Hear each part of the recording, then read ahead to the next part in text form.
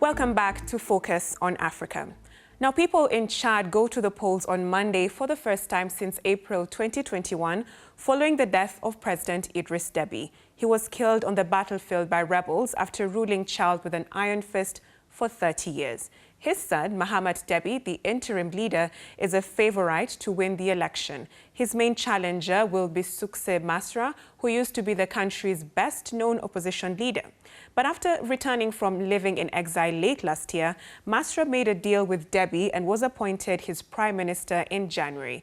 The few remaining opposition groups who have been violently repressed have been calling for a boycott of the election. Many people say Masra's candidacy for president is just a show to provide a democratic fairness for a vote that Deby will easily win.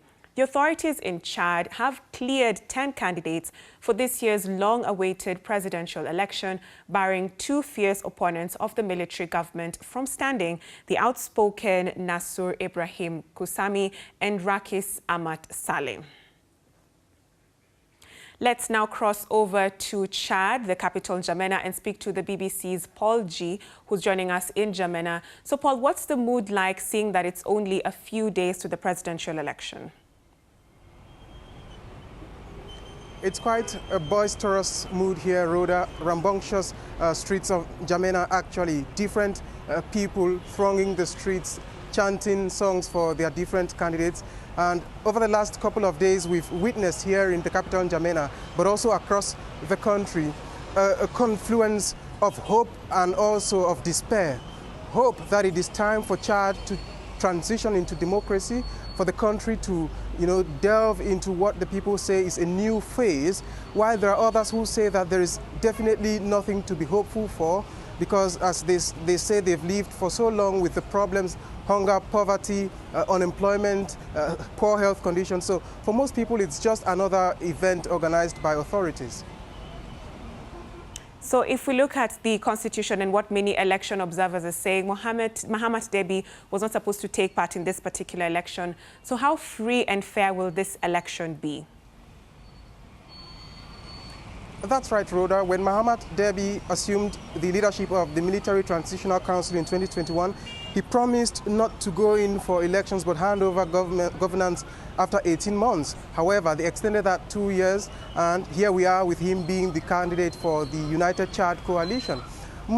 We've spoken to a couple of political analysts here in the country, and they've said to us that it does not appear that there are any chances of a free and fair election because the mechanisms have been put to favor the incumbent. However, the other opposition candidates say they have a chance at these elections and they are hopeful that they are going to turn the tides of time. However, we'll just have to see on Monday, May 6th, how things play out.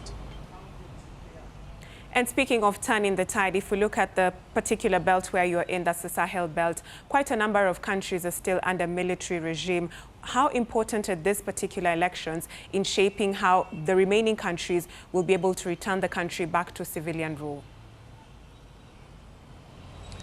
Well, Rhoda, if I'm to look into my crystal ball, I'll say that it's unlikely to say what exactly might happen. But it should be known that Chad is the very first of these military leading countries to organize elections. And with Mahamat Deby going back on his words and being a candidate, many people would think that it would be a precedent for the other military leaders in the other countries to also present themselves as candidates. We've been seeing in countries like Niger, Mali, and Burkina Faso, things working towards that light. However, it remains to be seen if this would be the case when the time for elections comes. We've seen in Mali the postponement of elections, they've delayed elections, and in Guinea as well, people are not clear whether the elections in December will hold. For the person who will be able to be voted in as president next in the upcoming elections, what are some of the challenges that this person will face when coming into office? So they'll have the daunting task to reunite this country.